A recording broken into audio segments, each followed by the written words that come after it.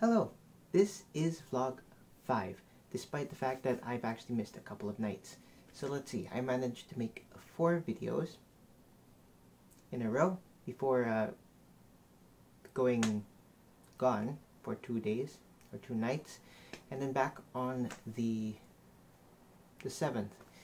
I don't know if I want to keep track of the nights and the vlog number, so I'm just going to keep track of the vlog number now.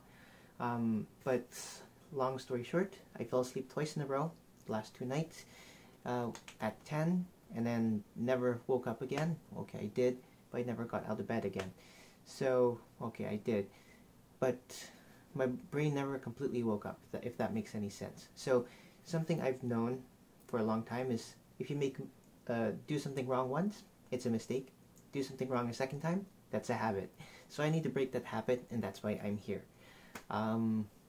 But I did start making progress on this night. So I did add to that sketch. So one of the problems was trying to figure out a way to get the hand to go like this. So I found a website that lets you update a linkage and it animates automatically if you want it to. And actually I can look that up right now. So I'm just gonna go over here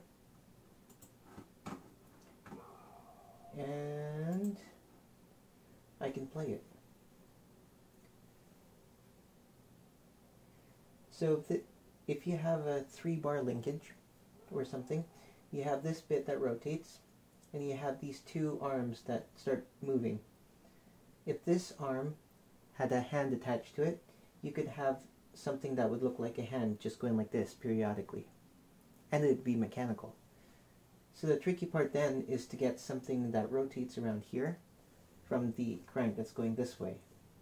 It's not that tricky. I already know a couple of mechanisms that will let you do that. But that's that.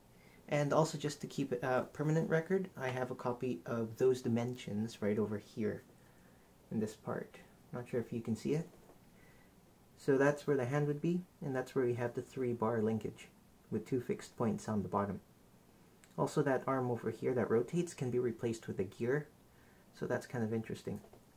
That's all I've added here. I've also started, see, everything is really hard to reach.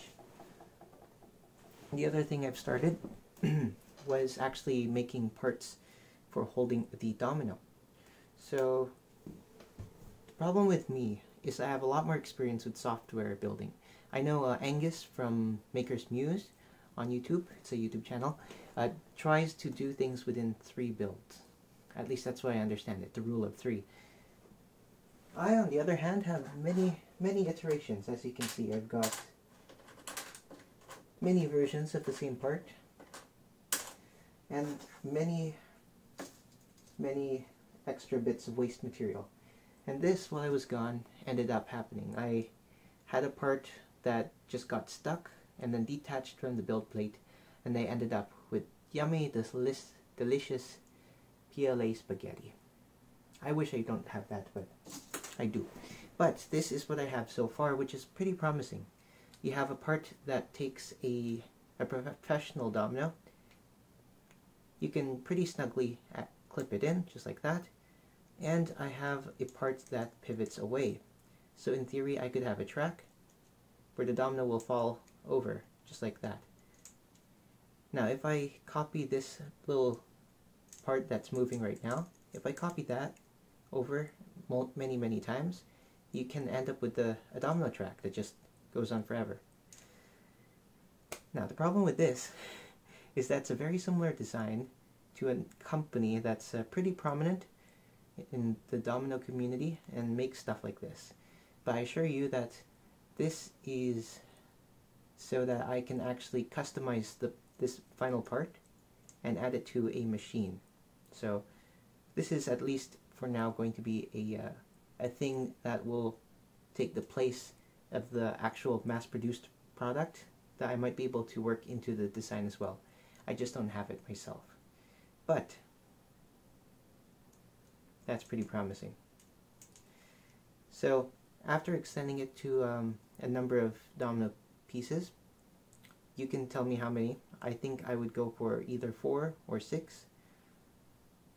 You could have a thing where after the domino's fallen, like that, you make the machine that flips the track over and lets the domino hang down. It's still not loose enough, I don't think, but I want it to be able to hang down, and when it flips back up, it will stand on its own like so. Afterwards, you can push it over again. Now, one thing that's different about this domino and these dominoes is that this domino is not completely filled in. This one is. It's completely solid. But this one is actually hollow on one side. So the center of gravity is not actually right in its middle over here. It's shifted off to that side. So when you flip it over, the dominoes naturally line up much better, so that when you flip them back over, they'll be standing upright properly.